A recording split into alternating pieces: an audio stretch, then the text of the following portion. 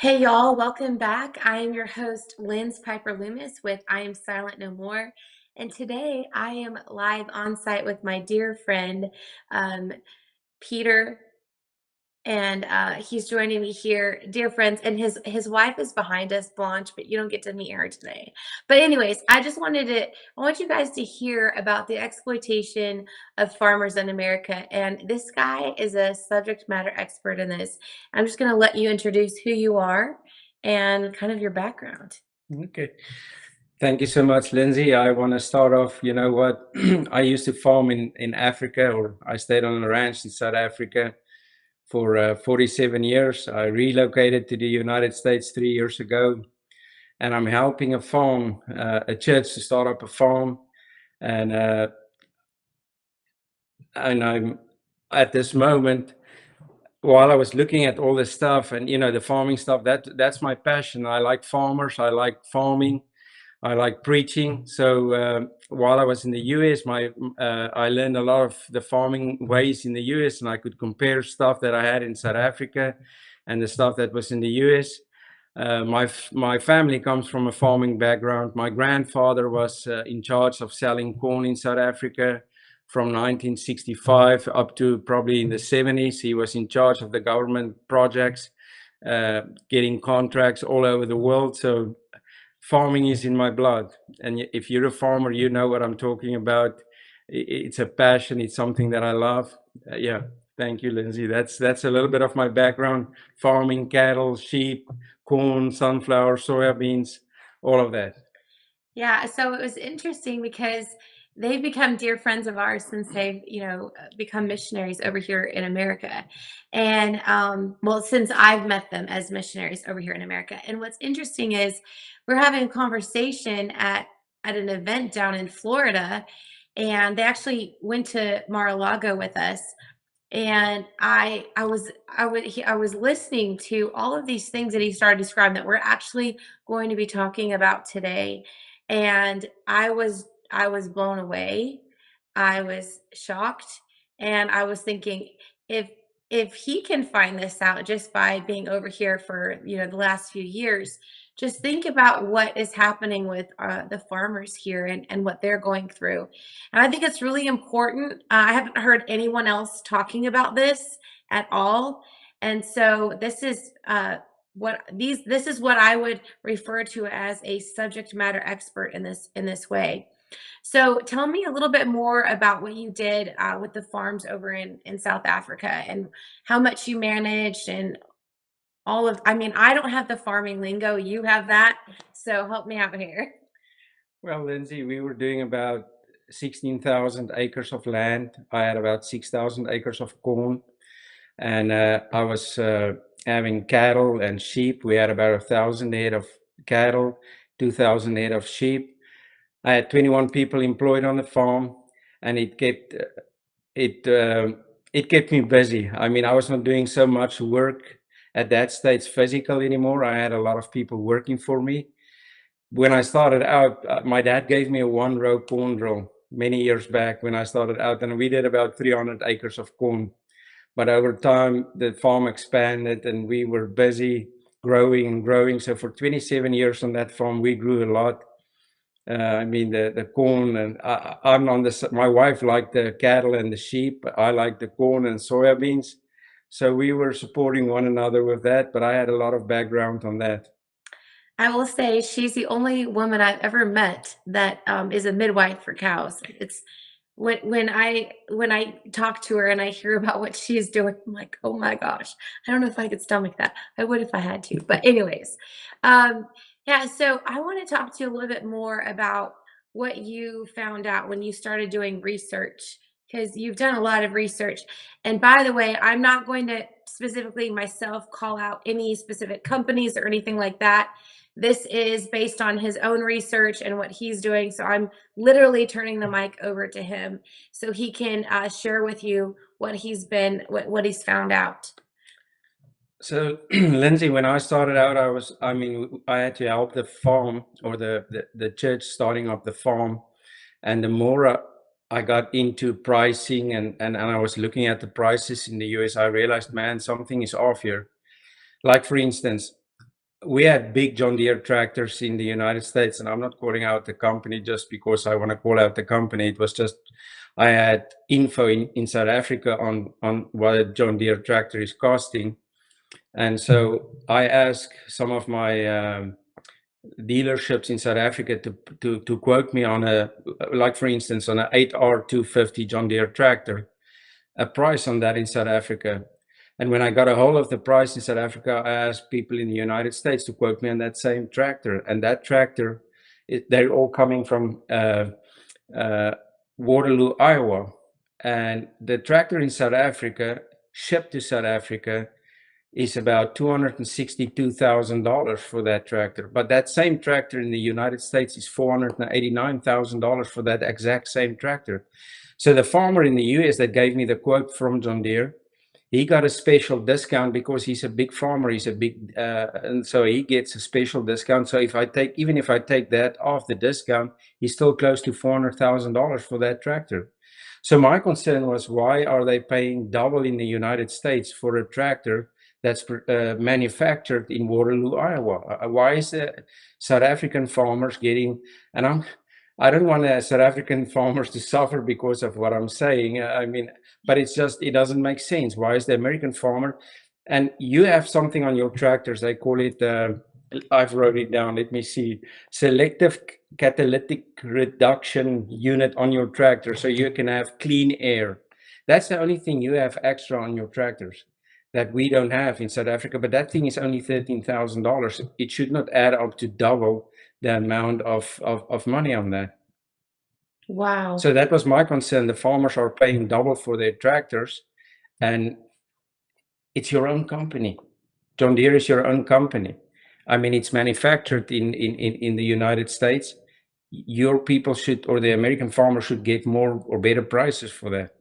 No kidding. So basically, guys, what he's saying is we as Americans, products made in America through John Deere specifically, this is the company you mentioned, we are paying almost double, double what others in South Africa, the South African farmers, even a farmer who has a huge farming enterprise only gets discounted down to about 400,000. So why this is what we're talking about today, the exploitation of farmers in America. And so I mean, this is huge. Um, and so how would you solve that crisis? And remember, even on that tractor in South Africa, you have shipping costs. The shipping cost to South Africa for that tractor of $262,000 is about $25,000. So actually, that tractor is more cheaper for South Africa. And the company in South Africa that's selling tractors, it's the same company selling tractors in Europe. It's the same company selling tractors in Australia. I could not get prices from those nations, but I bet it's the same deal with them, that they're getting the tractors for so much cheaper. And that was on the big ones. The smaller tractors is the same thing. I have probably 6 or 7 quotes on smaller tractors. That's exactly the same thing. The American farmer are paying up to 120% more than the rest of the world. And how can they compete on a market when their baseline is not the same? How can they compete on a world? When you produce soybeans or corn or wheat, your input cost is bringing you to a base. How can you compete if your base looks different? Yeah, I mean, I'm just thinking, why is John Deere charging double to the American farmers than to other countries? And that's just on tractors. I mean, I bet you it's the same thing on planters. It's the same. Probably if you go deeper into this, you'll see that other companies in the United States is doing exactly the same thing. They're charging double on their equipment, and the rest of the world is getting it cheaper. Now, it's one of two things. Either American farmers are subsidizing the tractors that's going out to the rest of the world, or the tractors are not that expensive and they're exploiting the American farmer. And that's for me. I mean, I'm in the US now, so I can speak for the US farmers, but that's wrong. I mean, if you look at a company like John Deere, I think it was founded in the United States in 1837, and they're on the map now because of the American farmers. And for me, then you should take care of your farmers. You should help them to focus and produce at a better rate than the rest of the world. You should not give the benefit to the rest of the world and not to your own farmers. Yeah, I'm just wondering, we're gonna take a real quick break, but I'm just wondering what what is it? I mean, I'm sure we could talk about this a little bit, what the advantage is to um, the powers that be to do this to American farmers, to exploit them in this way, if that is indeed what they're doing. But we'll be right back right after the break. Hello, everyone. I'm excited to announce the next generation of energy drinks, Rev 7. It has no sugar and no caffeine. Instead, Rev 7 uses Go BHB. Go BHB is one of the body's primary ketones, and it provides the most efficient and clean fuel that your body needs. It also helps you stay energized all day with no crashes. Not only that, it produces 3 times more brain energy than sugar, which helps boost your memory, focus, and mental sharpness. It also helps reduce stress and helps balance your mood. Rev 7 does all that while being the best tasting energy drink ever. So go to mypillow.com or call the number on your screen. Use your promo code to save 20% today. I'm so sure you're going to love Rev 7. For a limited time, you get our introductory 3-pack absolutely free. I drink Rev 7 every day and I absolutely love it, and so will you. Hey y'all, please make sure you go to Mike Lindell, mypillow.com or mystore.com and type in Lynz and you'll get a discount. Plus, you'll be supporting my investigative efforts in chopping the head off the snake in child sex trafficking. So we're back here with Pieter, and so I just posing the question, why what do the powers, man, I sound real southern in that moment, what do the powers that be have, how do they gain by exploiting, if that is indeed what they're doing, how do they gain by double charging the American farmer versus overseas countries? Well, if I looked at the amount of tractors that's produced, John Deere tractors are the most sold in the United States. So that's probably the biggest reason, because the most tractors is being produced and sold in the United States. So that will probably generate more income. I don't know the rest of the reasons why they would do something like that. I would rather give my farmers the benefit, because if your tractors is cheaper, if your base is cheaper, you can produce food cheaper in the United States. I mean, that would help the country as a whole. Uh, I mean, I was looking at like soybean seed, and I look at the like Pioneer, for instance, in South Africa, the seed that you get in the United States and South Africa, there's about 20% difference what the American farmers are paying more for seed than what the South African farmers is paying, but it's an American company.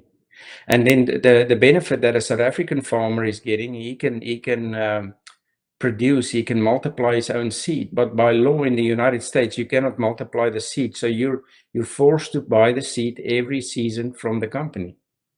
But the South African farmer can buy from the company, and then he can take the Pioneer seed and he can multiply it. So next year it's a lot cheaper. So by year 2, it's going to cost you about $22 an acre to plant soybean seeds in South Africa, but it's going to cost you $105 an acre in America.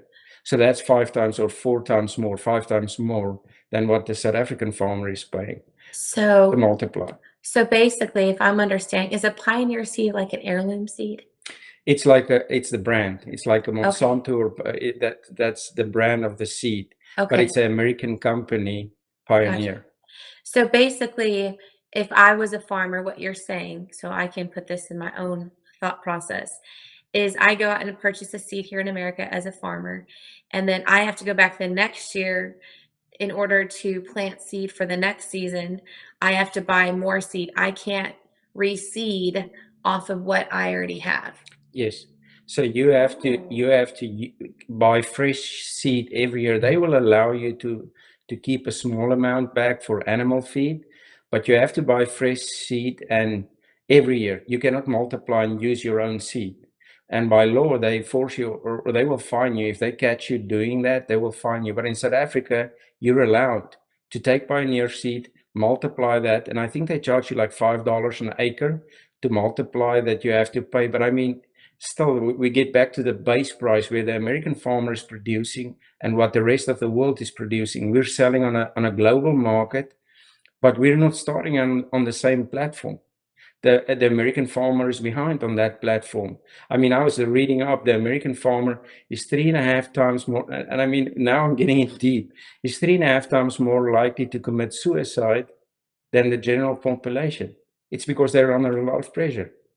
Yeah, and plus you see, and I know this is a can of worms we don't have to go into, but I mean you see a lot of our land being sold to the Chinese Communist Party. You've got other entities coming in and buying land.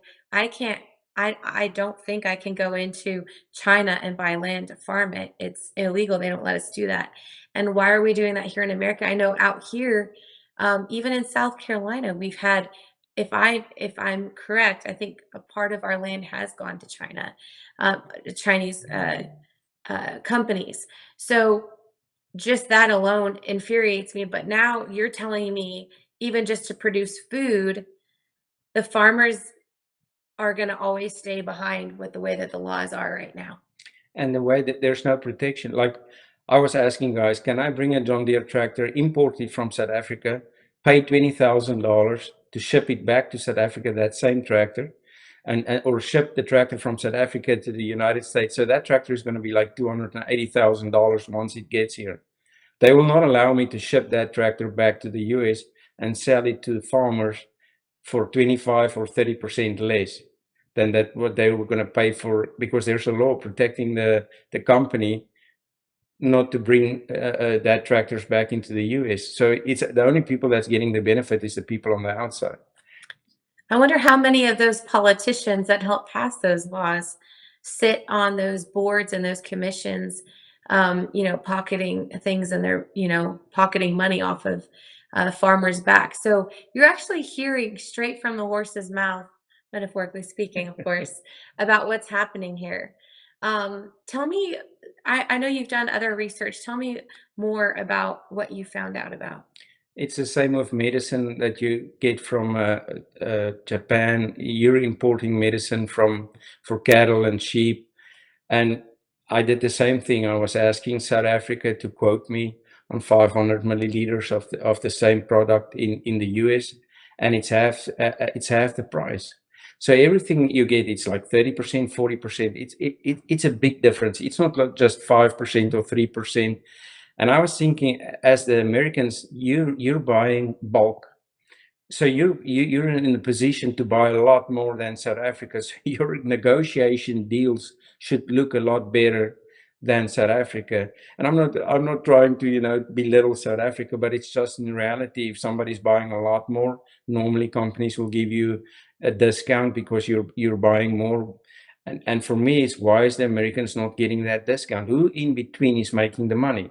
Because somebody is making the money, and it's definitely not the farmer that's getting the benefit of that. Yeah.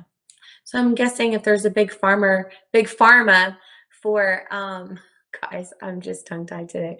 If there is big pharma for humans, there's big pharma, and we could, do a pun with that, for, animals as well, it sounds like. Well, I was thinking just this morning when I saw President Trump's clip about $88 for the medicine in London, and you pay $1,500 for, I cannot remember the name of the medicine, but that was on the advertisement. But I realized it's exactly the same thing with the tractors. You're paying so much more, and the people are not benefiting from that. Overall, it's getting harder and harder. You're losing more farmland. You're losing farmers. I think from 2017 up to now, you've lost 7% of your farmers. Now, at the moment, you're still producing enough. But if you keep on this way 30 years from now, you're going to have a problem, because you cannot, you're not born a farmer. You get trained to be a farmer. You have to understand the land. You have to understand how it works. And it's time. You don't become a doctor by just me slapping a badge on you and say you're Dr. Lindsay now, and then suddenly you can do a heart operation. And it's the same with farmers. It's in your DNA. You've been doing that for so many years. And So I think the Americans should really start taking care of their farmers. You don't want to import your food from other nations. You don't want to be in that position that at the end you're looking at other nations to feed your people, because that will put you in a strategic, really bad place. You need to take care of your farmers. Yeah, so I want to shift gears and ask you about wheat prices. Well, the wheat price in South Africa is 25% higher than in America. So we're getting more price for our wheat than in the United States. But if you look at wheat, for instance, the wheat price at this moment is the same wheat price than in 1974. So farmers in the US is getting exactly the same amount of money for their wheat that they got, 51 years ago? But 51 years ago, you paid 28 cents for a loaf of bread. Today, you're paying, I don't know, $3, $4, $5. It depends on how much. But the farmers are getting exactly the same price for their wheat. How can they? The diesel, they paid 48 cents for diesel in 1974. You're paying $3 now for diesel. So everything escalated, but the farmers are still getting the same price. How can you, if I pay you the salary that you got in 1974, how will you survive? But that's the thing that the farmers is getting. They're getting the same prices. Corn is almost the same thing. Wheat is the same thing. So if we really want to solve the food crisis, like farming crisis, and what's happening to the farmers, when you look at the angle, like when you look at all these different aspects that you're talking about today, I see personally, I'm saying this, I see exploitation of our farmers here in America based on just on these elements alone. And then that amount of pressure that puts on the farmers, being able to sustain a livelihood, being able to support their family, to continue the family lineage. I mean, how many generations back some of these farms go back? And now you're talking about suicide. And what was the percentage, the increase in suicide? They're 3.5 times more likely than the general population to commit suicide. So it shows you there's a lot of strain on farmers. The average age of farmers is currently 58.6 years old. So you're not getting that much younger generation coming into farming because it's just too difficult. They're not making money. And if you look at the prices for like $6, or I think at this moment it's $5.31 for a bushel of wheat. One bushel of wheat can produce 42 loaves of 1.5 pound loaves of bread. Or it can produce 90 loaves of 1 pound loaves of bread. Wow. So and they're only getting $5.31 for one bushel. But look how many bread you can produce from that one bushel. Well, if you take 90 times 5, that's a lot of money. That's a lot of money. But who's taking the risk? The farmer is taking the risk. So the co-op normally works that you have to bring the wheat or the seeds to the co-op. So from the time you start planting it, all the risk with the rain and all that factors is the farmer's risk. You have to bring it there, and they're getting the least of all the money. And I'm not trying to say, listen, they should make hundreds on that, but you cannot pay them the same price than 50 years ago. How can they survive? Yeah, so we have a lot of laws to repeal, maybe executive orders that President Trump would consider. And we need to reshape this dramatically. So we're going to take a quick break. And when we come back, we're going to talk a little bit about the solution, and then also hear some testimony, because you guys know how much I love testimony. And we'll be right back after this break. Well, hello everybody. It's Annie Cyrus. Welcome to my art studio where all the magic happens. This is the station for painting, and that is the station for all the resin art I do. If you want to check out my art, all you gotta do is go to lutfstudio.com.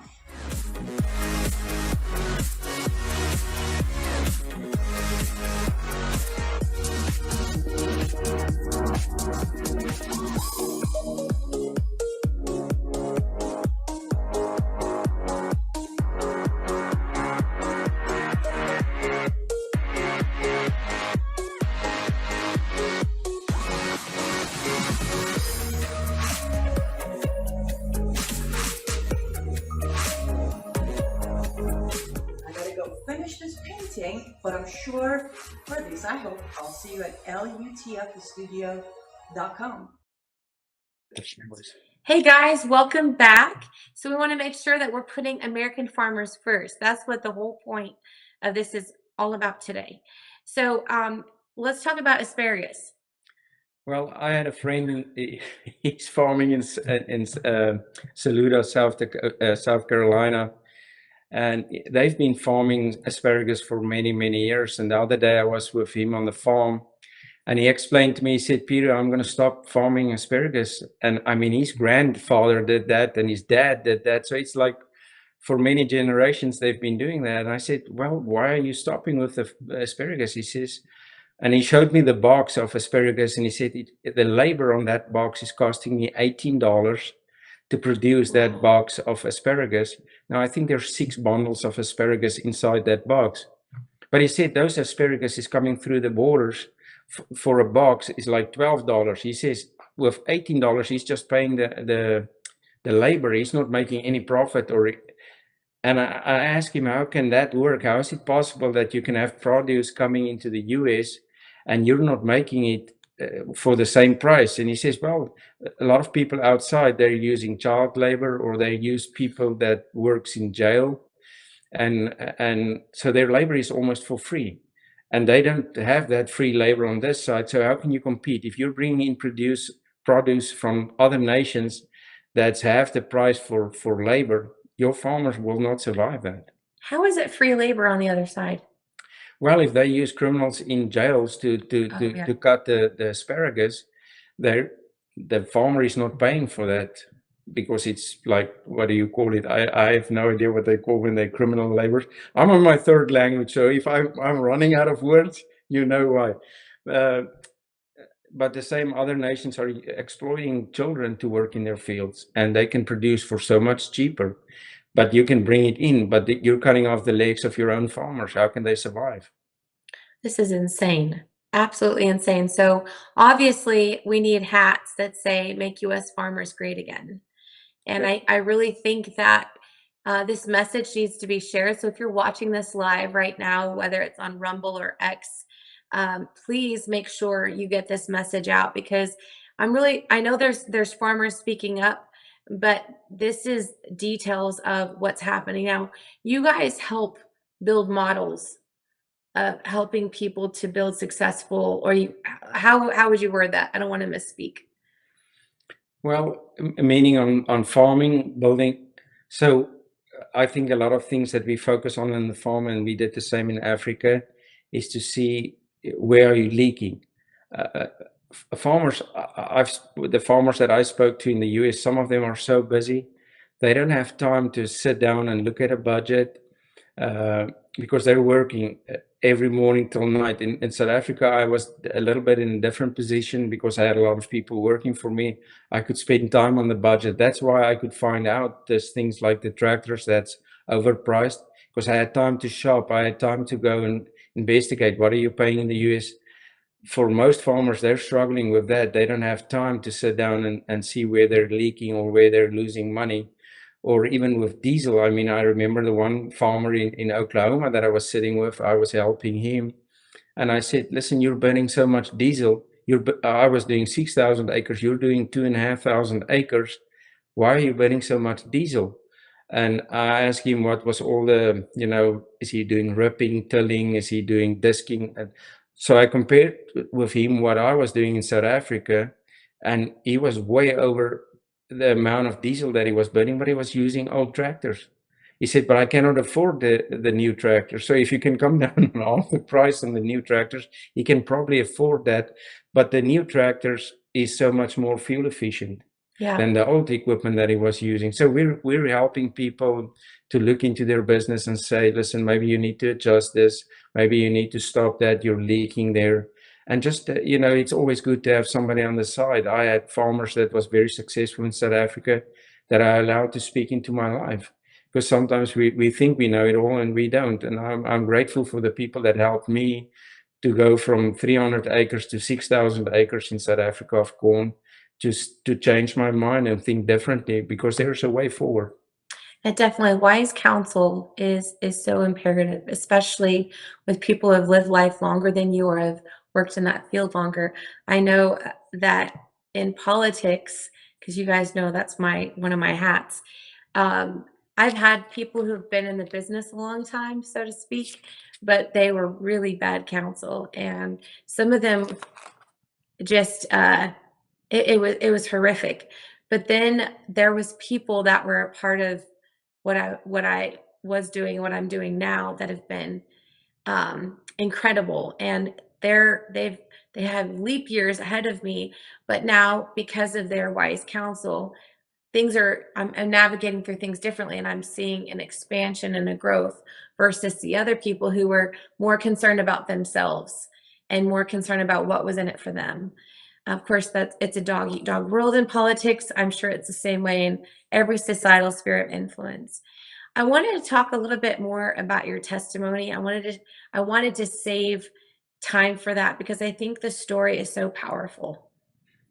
Well, I want to share with the people on this podcast my book, and Lindsay will probably share more about that. But as a farmer in South Africa, for many years, I was working with God was helping me, and he was taking me forward, bounce and leap. So I can tell you, listen, I started out with 300 acres, and I had wise counsel, but in that, God was helping me to prosper, and God was showing me ways to move forward. And the testimony that she was referring to is about my son.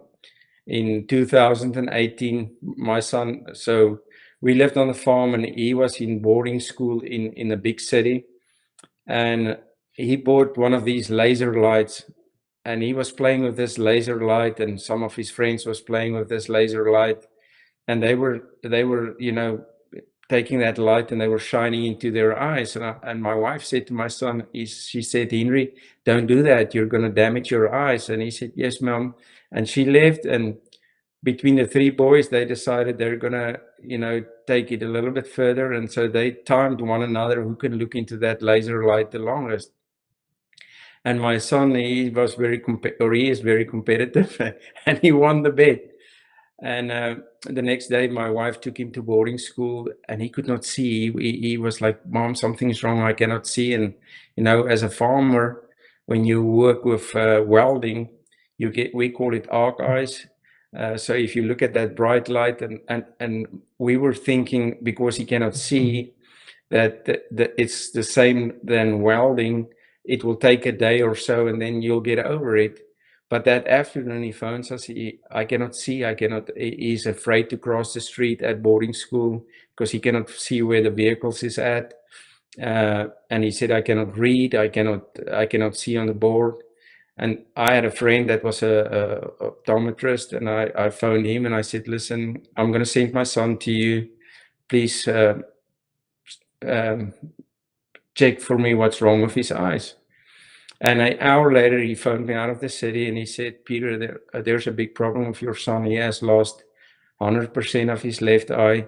The laser he burned through his eye, burned the retina was gone. 100% of the center vision was gone, and he burned the nerves on the brain on the left eye. So 100% center vision on the left eye, and he burned 20% on the right eye, center vision out, and the retina, and on the nerves on the brain. And he said, well, he's got another guy that he will recommend. So we immediately sent my son to the specialist. It's a well-known specialist. He's been working in Europe and in America as well. And we got the same report that he will not see, that when a retina is gone, it's gone. And they told us with the right eye that was gone 20%, at the back of the retina, there was like water blisters. And it's not like ones on your hand that you can just poke with a needle and get the water out.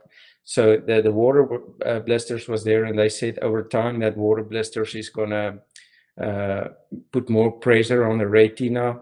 And so he's going to see less and less. So his sight will come down on the one that he only has 80% left. And this was hard. I mean, suddenly he had to go to oral classes in school, and he was sitting in the library, he was writing oral exams. So he had somebody that had to help him. and everybody was saying, listen, this is going to get worse. And for my son, he's 17 years old. He was getting depression, struggling with this, and he was crying because his whole life was ahead of him. And I remember the one time he was sitting in the house, and I said, I was trying to cheer him up because of this incident. And we're on the ranch. We do a lot of hunting, and I said, "Come, let's go hunt." Just to, to get him out of his room and cheer him up. But I don't know why I said that. I was not thinking clearly at that moment. And he looked at me, he says, "Dad, I cannot go hunt with you." I'm like, "Why not?" And then I remember, and he said, "Dad, I cannot see the cross in the sights of the telescope." And I just want to say today, even if you don't see the cross of Jesus Christ, he is alive, and he's still doing what he did 2,000 years ago. And one night I was preparing for a sermon in Johannesburg City to go and preach. And while I was preaching, I felt God was saying to me, it was Palm Sunday, while you're in that service, take the letter of the doctor that says his eyes will not work again, or the results of the eyes. And while you're in that sermon or in that service during worship, just keep that letter up in the air.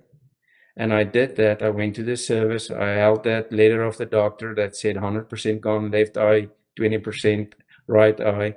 I held it up in the air while the people were worshiping God, and God healed my son. And he's living in the United States now. He can see 100%. His eyes is healed. He's working in Charleston. And I'm so grateful God did a miracle for him.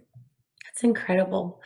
And I love sharing these stories. So we just give glory to God, and I'm just so thankful. How are we looking on time, Annie?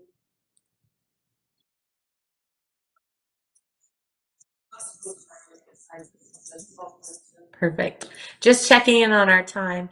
So I think it's important, to understand that what you said, that the miracles didn't stop 2,000 years ago. Yeah. It's still active. Yeah. So I kind of want to expand on that. Praise the Lord that your son is healed.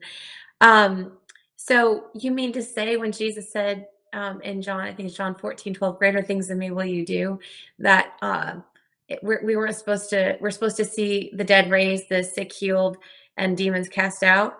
Amen. I agree with you on that. If you get into my book as a farmer, you'll see where God told me to plant out of season corn, and everybody was calling me crazy, and we're not going to make it. And farmers next door was making fun and said, listen, they're going to buy our farm on an auction. The stories is in the book, and where God came through, and we had our best harvest in 50 years. And the prices was triple because it was a drought in South Africa, and nobody had white maize or white corn. So I've seen God work. I've seen Him do miracles on the farm, and in my book you'll see the stories and hear the stories of His goodness. And He's still doing it today. And I believe for the American farmers, even if you're in a challenging position and you don't have the answers. If I look at like we said, 3.5 times more likely to commit suicide, I want to encourage you, turn away from that, turn to God. He's got the solutions. He's got the ways. Even if he's not caught off guard with the high diesel price or the high John Deere tractor prices. I'm not trying to make John Deere look bad. It's just one of the, when I was getting information in that, I realized that was a problem. But if they turn to God, God will help them. God will make a way for the farmers in this nation. I really love farmers in Africa, Australia. I don't care where you are. If you're a farmer and it's in your blood, you love nature, you love God's land, and He gave us the privilege to work this land and to feed the nations of this world. God gave us the privilege to do that. Amen. So I think we have a link somewhere, or we will have a link, but they can actually find your book on Amazon. Yes. A Farmer's Redemption. And I highly encourage you guys to go there and help support what this couple is doing, because there's not a lot of people that talk this way. Like I said, they went with us, with my husband and I, to Mar-a-Lago, and so many people were captured by their story and by the authority that they carry in this, and the knowledge and the wisdom. It's not something that, you know, they just learned in a book, but through difficult experiences like what you've heard here today. So it's really important that you support them. Yes, I'm biased because they're dear, dear friends, but I think it's important. I mean, you can learn so much just from this whole thing. And we always say, General Flynn says, local action equals national impact.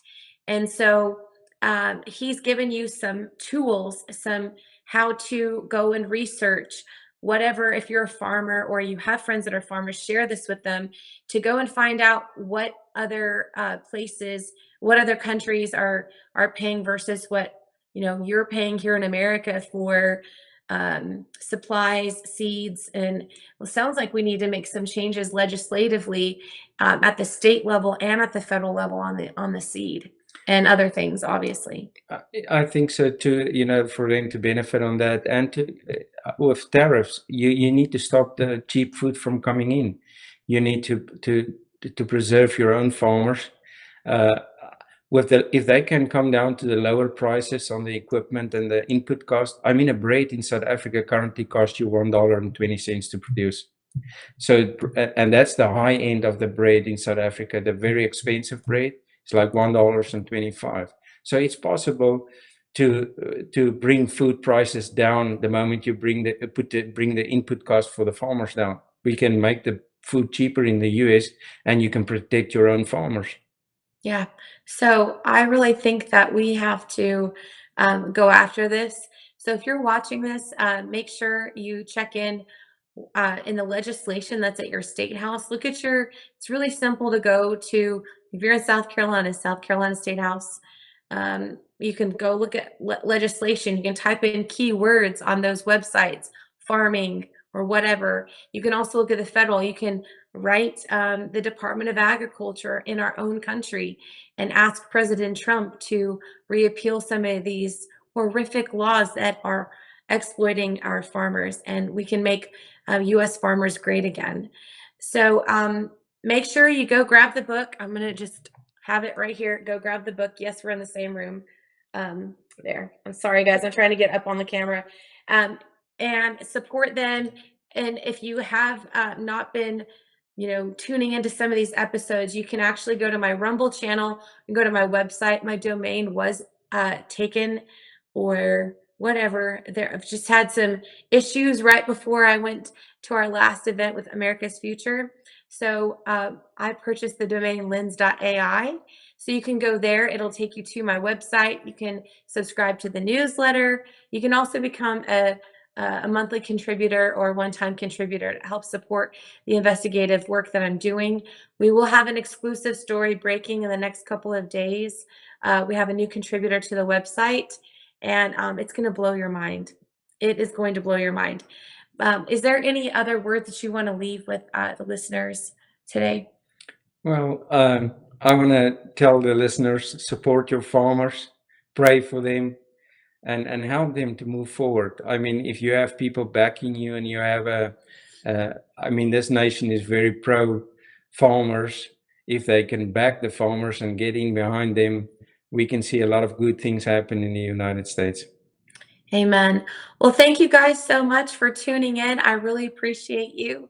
Again, go to Amazon, grab A Farmer's Redemption, and pick that up, and then go to my website, lynz.ai. Thank you to my producer who always keeps me on time. When you support me, you also actually support the people on the team that I work with. So helping produce these things. So I'm really encouraging you guys. I'm actually looking for people that will consider contributing to this so I can continue to bring this truth forward. You're supporting people from all types of